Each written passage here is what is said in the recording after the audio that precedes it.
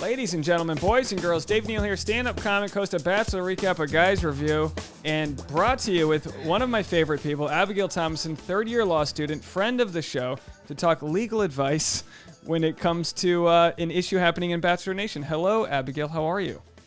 Hi, Dave. I'm doing great. How are you?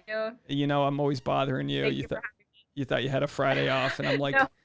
I'm like, hey, you want to talk about politics with a contestant from 3 years ago? I'm like, I'm all over it. We're never going to run out of stuff to talk about, I feel like. People just keep doing crazy things. And yeah, you know, it's a real gold mine, unfortunately. But there's some issues going on. So to catch everyone up, I know you can't see my screen, but the audience can. We've got James McCoy Taylor posting about attending the March for Trump march, which was, what was it, January 4th? I can't even remember it's what turned into an insurrection. Now, he had posted leading up that he was going to be attending the march. There's a photo of him saying, see y'all in D.C., thumbs up, he's at an airport. And then now he is suing for defaming and he's suing for defamation, I believe. And he tweeted, this didn't age well. It's good to look for facts before defaming, libeling someone. And then he basically mentions that Ben Higgins claimed that he was at the resurrection. And I wanted to just read for you the pinned tweets from his side of things before we get to what assumptions the media is allowed to make. So he's this is his tweet. It's a 6-part tweet, so just buckle down. He says, setting the record straight, I was not at the Capitol insurrection despite Us Weekly, Daily Mail UK, and other media claiming I confirmed I was. Never said or implied I went. I planned to support our president at the rally, but chose to meet up with friends on a ski trip instead. Not only was I not there, but I absolutely and totally condemn storming our Capitol. On this very platform, I posted that if Biden won, I would pray for him and accept him as my president. To those who misunderstood, twisted my tweet to the Bachelor franchise. The tweet is obviously sarcastic. There are no conservative producers on The Bachelor. And of course, this tweet he's referencing says, big thanks to the Bachelor family for supporting me during this time from top to bottom. Conservative producers are the best. Big thanks ABC Network, ABC, Bachelor ABC for having my back while I legally supported my president. So, tweet number 4, I also say legally because I'm actually drawing a clear distinction between myself, my actions, and the actions of those who illegally supported him on that sad date, January 6th. Sorry, it was January 6th. How in the world do you guys lazily or maliciously assumed and printed I was there is beyond me. And he said, you made me lose followers, lose fans of my music, my livelihood. I received thousands of hate messages, threats, and I'm now publicly asking you to take down these disgustingly inaccurate articles and issue an apology. I will also be suing for defamation. I've hired Erica the Rose Esquire with Rose Sanders Law Firm to represent me. I needed someone who knows what it's like to be trampled by the media. Erica Rose is that person. We will not let you publish factually incorrect, damaging statements thanks to those who stood by me. So I guess the question we have for you, Abby, is the media responsible for assuming he didn't end up attending an event he said he was going to? Right. So there's a lot of facets to the situation, and I'll walk you through my take on this. I'll just preface this with, of course, this is not official legal advice, just my opinion based off of the facts and what I know to be true about defamation law. And here's the thing. I know you've had me on before. We've discussed the standard for defamation, and when we're dealing with public figures, and James McCoy Taylor, he's a public figure. Now, arguably, people have said, oh, I don't even remember you. This was a long time ago. You're not really relevant. But for the context of defamation, he's going to be considered a public figure because he was on The Bachelor. And media outlets, when they're publishing articles about you, we judge them by the standard of actual malice. And that means, did you publish it knowing that it was actually false or with reckless disregard for the truth? And if the answer to that is no, then that is not considered defamation and libel if it's written, slander if it's verbal. So one issue that I saw here is that, he's claiming it was false. I was never there. You assumed I was there and printed this, and he's claiming that that's defamation. And keep in mind, when you bring the defamation claim, you have to be able first to prove that it actually was false, so that he actually wasn't there, first of all, which is contested, right? Because he says up until the day before, he's so passionate about going. He says, I'll see you there. He offers to buy people tickets, right, like if they can't afford it. I mean, and then he claims he went on a ski trip, and I don't know that we have any evidence to substantiate it, but I know when I'm really passionate about something and I want to go and I keep saying I'm going to go, I mean, at the last minute, I don't usually decide to go on a ski trip and forget all about it. But not to mention, if you're on a ski trip, I think you're contractually, supposed to take a selfie from the ski slope. I don't know one person that's been skiing that hasn't posted about it, but so he's sort of misleading. Maybe, I mean, there's a few things that can be happening. And of course, I think the whole thing comes down to he feels like he's lost his fan base. And also by tagging ABC, by kind of stoking the political divide, he's obviously got his Trump base that is his music career. It's, I voted for Trump, that's his song he sings or whatever. Right. And he's big on TikTok for it. So for people that don't understand that he's got his own following, he does. And he's entitled to his own following. I guess the question is, did he give them, by playing the Bachelor card, he was trying to get publicity, then he got it, but the publicity he got was when the rally went too far and became an insurrection. And now we have these negative consequences, and he's, it appears that he's backpedaling. And part of the confusion stems from, not only do we have the tweets where he says, I'll see you there, be there tomorrow, I'll get you there if you can't get there, but then afterwards, right, there's that tweet where he says it was sarcasm, but he actually says two conflicting things about it. He says, first of all, well, I wasn't referring to them supporting me at being at the rally. I was talking about them supporting me in a broader context of my music career. But then he also says, but the tweet was just sarcasm. And you're like, well, was it sarcasm, or were they supporting you in a different context? Even the alibi doesn't hold up for me. But that tweet is where the confusion, he says, you assumed I meant I was at the rally and thank you for supporting me, but I wasn't. Even if we take him at his word, let's say he was at the ski slopes and he can prove it and it's actually false, doesn't mean that you can just go after the media outlets successfully for defamation, because you go by, what did they know when they published this? Did they know that it was false and that you were at the ski slopes, or what, did they have reckless disregard for the truth? And that would, be up to a judge to decide. But just from looking at it, I mean, you say you're going to be there. Afterwards, you post this ambiguous tweet thanking people for support. You don't clarify. I don't think that it was reckless disregard for the truth, or that they knew it was false when they published it. It's almost like, I mean, that's just. Yeah, it's almost like if you for a week straight you post that you're going to go camping in the Los Angeles State Forest, and you say, you know what, I'm going to light a fire. I'm going to go camping and I'm going to light a nice campfire. I know you're not allowed to, it's dry season, but I'm going to go light this fire. And then the fire breaks out and people go, James Taylor started a fire. It's like, well, you said you were going to go do that just because you ended up not doing it. Now, I guess the question becomes, do the magazines have to, what would he have to prove to get them to take down their articles? Retraction? Yeah. Yeah, and that's why we have retractions, right? Because people print erroneous things. It happens, mistakes happen, and you should just be able to show documentation that the claim was false. And then most newspapers are happy to, and also have an obligation to, just from journalistic integrity, to print the retraction if that you can show that they printed something false. And that avoids, that doesn't involve the legal system, and it doesn't involve you bringing a claim, because we don't want, as a country, why we developed the defamation standards we have, is that you don't want newspapers to be so afraid of printing a mistake that they never speak out on anything. Because if the standard was, I printed something false about you, it was an accident, or it could have gone either way, and now you come after me and I'm sued, then we have what's called a chilling effect, and media outlets and journalists are afraid to speak. And we've always wanted to foster an environment of freedom of speech.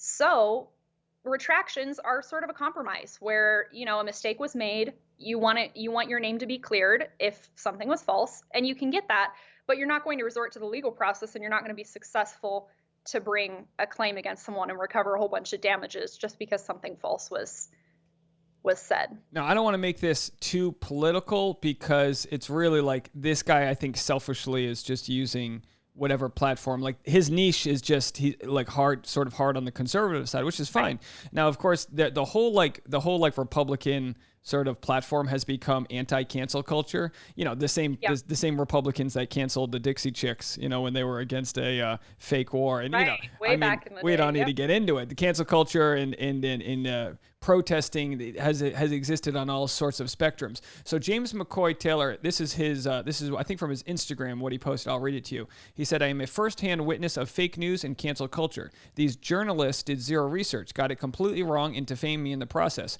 Proud to have Erica the Rose and the Rose Sanders law firm representing me. They're going to help me save my reputation and prove I'm not a traitor insurrectionist. And Ben Higgins, shame on you, dude. You could have sent me a simple text and just asked, just like, hey, bro, were you there?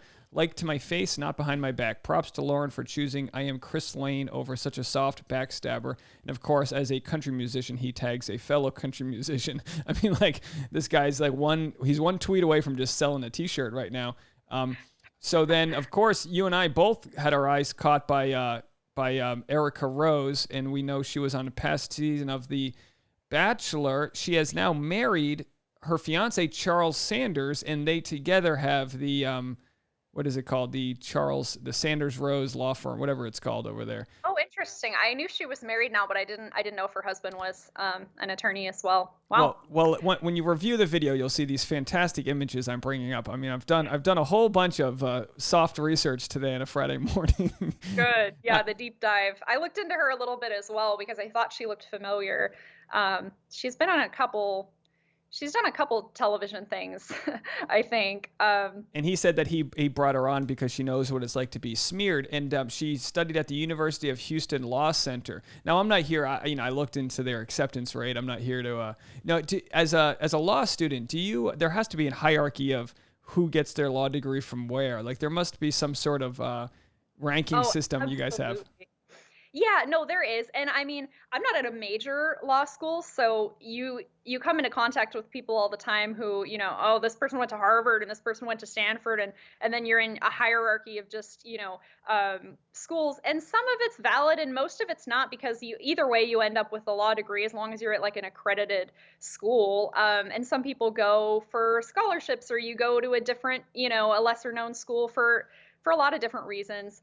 But I haven't heard anything about her law school, really. I don't know if it's a great school or not. I mean, I haven't heard much about it at all. Well, let me tell you, the Rose Sanders law firm, they have the scales of justice in their header image. So clearly they know what they're doing here. Yes. Now, you must have to deal with this. I don't know if this is something they talk about, but as far as lawyers, is there any ethical sort of guidelines they want you to have for which cases you decide to take? Obviously, Absolutely. Lawyers are known as very slimy people. No offense, Abby. You're a peach. None taken. I agree with you. I mean, it's as a rule, I think it's kind of true. There are certainly some wonderful lawyers, most of the ones I know, thankfully, but we do take an ethics class, right? It's called professional responsibility, and you have to pass this exam. It's actually a whole separate exam. You take a course and you pass this in addition to the bar, and there are strict standards that you have to uphold. And one thing that comes to mind is that you're not supposed to bring a frivolous claim. So that means you're supposed to be able to look at the facts, and if you can see that your client cannot recover on the facts as presented, and that this is not a legitimate lawsuit, you're not supposed to bring it. Clearly, people don't abide by that, because it happens all the time that you see a case brought and maybe the intent is just to intimidate someone, or the intent is to clear your name, and you're not going to be successful. But are there guidelines? Absolutely. And people get disciplined for violating those. And it's usually like a public thing where you get censured, and you can get as far as getting your license revoked. I mean, that doesn't happen unless it's something pretty egregious usually, but absolutely there are guidelines that you're supposed to follow. Now, I've never thought of this from a legal standpoint. It's just a question I have, because whenever, as a comic, we're just sniffing bullshit left and right. So you go, okay, we get the Rose Sanders law firm over here, personal injury attorney, which must be the lowest. No offense to personal injury lawyers, but having been in a personal injury lawsuit, and my lawyer was actually very kind and worked very hard for me. I told her I would say that, but having been there, you understand it's a It's probably on the lower side of a totem pole because, they call you ambulance chasers, this and that. So could a lawsuit like this really just be for publicity for the client? Can it be? Absolutely. And I'm having a hard time seeing what other purpose there really is. I mean, I think he wants the publicity because he partially wants the publicity to clear his name. He's in hot water here, and these are serious allegations. And if it was false, I mean, you absolutely want to clear your name, and that's probably the only thing he's going to accomplish here. Because as we've discussed, the standard to me looks like he would have a really hard time recovering. So maybe the goal is just get more publicity, maybe get your name cleared. One thing that I did note, he said in one of those tweets, he pointed out, like, I think it was Daily Mail UK, and he said, well, they published that they said I actually confirmed that I was there and I wasn't. And that, if that's true, that does go a step farther to just publishing and saying, yeah, he was there. If you're saying, like, well, he confirmed. Now, I think there's ambiguity because they may have been basing that off of the tweet where he afterwards, thanks people for supporting him, legally supporting the president. That may have been the confirmation they're referring to. But if they're saying, yeah, obviously he's saying he didn't speak to them and confirm verbally that it was true. But I don't see him recovering on the claim. So who knows what is. And by recovering, you mean, sorry for us idiots over here like me, by recovering you mean actually being able to win a defamation lawsuit. Yeah, to bring the suit and to win and to get your damages and go home. I like the term recovering. I'm going to use that with Tasha when we fight. I'll be like, I've recovered my point of view now that I've provided that I did the dishes over here. Damages are I get to rub that in your face for like a day. Yeah. Well, that's the problem with winning. When you're the guy in the relationship and you win a fight, you're getting silent treatment all weekend. So I like to lose, but with explanation. I like to go, Tasha, you're right. Dignity. Yeah, just a little dignity. That gets me my sanity. You never want to be, you never want to win too much in a relationship. You never want to. What's the term? What's the term you said? For the winning term there? I already forgot. Sorry. Recover. Yeah. You never want to recover too much. But so the deal is, and again, I don't want people to think, look, if people want to go peacefully rally, that's their right. Obviously, it's like the end zone was the Capitol building. That's where you became an insurrectionist. Maybe there's like a buffer around that. Maybe there's once you threshold, yeah. At some point, you become someone who is not there peacefully protesting, and you're now storming the Capitol. Yeah, and you can break into all the different lies that I think were fabricated to get people to that rally, like stop the steal and this. You can get into all of that, but in the end, it is kind of people's right to peacefully protest. So that's not the argument there, but it's because he was so vague with what he was actually trying to do, and he's at the airport. My thought is, if he was really going skiing, then he's at least guilty of misleading all of his fans by saying, I'm going to be there, I'm going to fight for you, I'll buy your ticket. And he's like, and then all of a sudden he's over there in Aspen having a hot chocolate. You know what I mean? Yeah, exactly. No, he said fight for the man who's fought for you for 4 years. It's a rallying cry, and then he's gone. Yeah. And then maybe he was. Maybe he realized it was going to go bad and got out of there. But and he was on Parler. I was looking back through his tweets, and it was like a few months prior to that. He was telling people to go and like follow him on Parler because he didn't trust Twitter. And so there's a lot, if you're wondering like how exactly involved was he, what was the extent of him being there? But if he was really just there and he didn't participate, it's like you kind of would expect someone to just own it. And so it just doesn't quite add up for me. Who knows what the truth really is? Maybe he'll come forward and show some proof that he was in Aspen or wherever. But how far do you think that the Rose Sanders law firm can go before they have to file the paperwork? Because for Fox News, this is just going to be huge headlines to be like former Bachelor contestant sues, whatever. So how far can they go before actually file? Because like and also what do you think the odds are that they actually file for this? Because that takes time and money. It does. I would actually assume that they probably already have or are in the process of filing the papers, because at least for Erica Rose as an attorney, and she has said this as well, that they're filing suit. Once you say that, ethically, and unless something happens to prevent you from filing, it would be, she shouldn't be saying that they're filing suit if they're not. So I would expect that since they've already come out and said this, that they probably really are, and it may just be a bluff. They may just be trying to get, an apology, retractions printed, whatever. Who knows? But at some point, they got to put the pedal to the metal and either proceed with a suit or drop it. Yeah, we'll keep an eye on it. I did have one last question of a different topic here. What do you think of Chris Harrison on Good Morning America? And do you think he's not allowed to go on his own social media or other podcast? And I'll just say this because I was so annoyed that he did a 5-minute interview when I wanted him to do something else, and then people had said, well, maybe his contract stipulated he had to be in the ABC family for that interview. Yeah, actually, that's very possible. And I shared your frustration with it, though. I remember you were pointing out, like, it kind of seemed like they catered that interview to the wrong, demographic, because it's like moms in the morning, they're running around, they can't sit down and watch a lengthy interview, but that's what a lot of people wanted and would have watched. Now, I do think that he is contractually obligated anytime it's an appearance relating to the show. I'm pretty sure he has to get that approval. And I say that because I was looking through in Luke P's lawsuit, there are portions of the contract which are available for the public to read. And his contract, at least, had provisions like that any appearance relating to the show, even after you're like gone. And so I'm assuming, like, if this is just the contestants have these provisions and Chris Harrison is the host of the show, who is the face of the show and now embroiled in this scandal, of course they're going to be watching his every move and directing where he can go and who he can talk to and what he can say.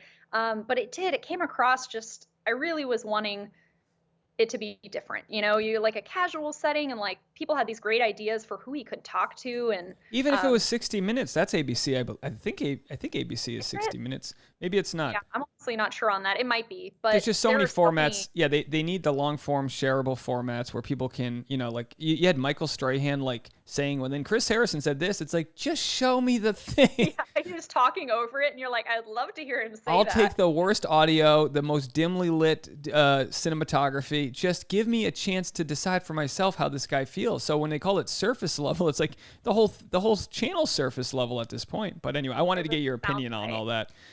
Yeah, absolutely. Absolutely. I wonder if we'll hear anything more about it, or if that's just going to be the extent, I have a feeling that they want that to be the extent, and that it's like, that was the interview, everybody, and a lot of people aren't ready to move on, or, we want more. So yeah, I'd love to see him have a more thorough discussion. I don't think there are many scenarios in which a more thorough discussion doesn't appease everybody. Like Rachel Kirkconnell said, if you don't know what's going on, go along with me for the journey. I mean, how can it hurt? Even our discussions about something that sounds so like this sounds like minutia to people to talk about, like James McCoy, whatever his name is, and it's like, no, well, it's interesting because it's the legal stuff, it's reality TV, and we're educating, or at least I'm getting educated about the process, because you want to know what your rights are. Right. No, this is huge. I think it's important to talk about it, because it's not just James. I mean, this is a huge incident that happened in our country. This involves people with strong opinions, and it's like, what are your rights? I think it's so important to talk about these scenarios and try and come to an understanding. I know I love talking about this stuff. And I think if he was actually there, they would have known. They said, they could ping the cell phone tower. There's a cell phone tower at the Capitol building. So if you were there with your cell phone, they would have known by now. And maybe he wasn't. But I think the simple answer for me is more that it was kind of a spineless attempt at self-promoting to his base, and he was going skiing either way. Now you got people dead because of people like him. Great point. Yeah, he may never have been there.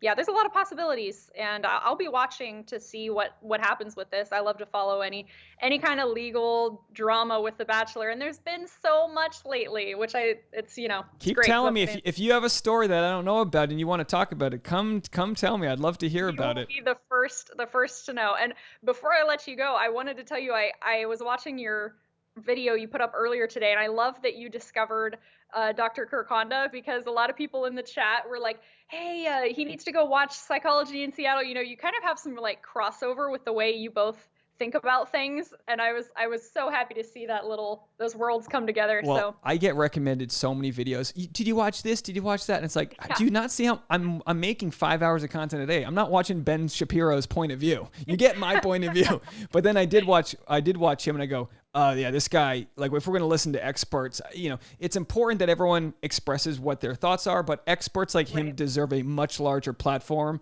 than some random, Tabitha in the comment section. It's just the way it is. Because the way he puts it, it's like bulletproof. The way he explains a lot of things, way smarter than someone like I could.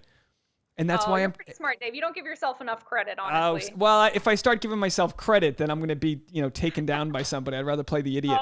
But that's true. I appreciate you sharing all this with me, and thank you so much. If anything breaks or any new news comes out, and you feel like you can educate me some more, please let me know. Oh, absolutely. I'll be here. Thanks for having me, Dave. Amazing. Have a good weekend. I'll talk to you later. Okay. You too. Bye. Bye. All right, folks, that's the conversation right there. Everyone have a good one. That's it for me. Bye now.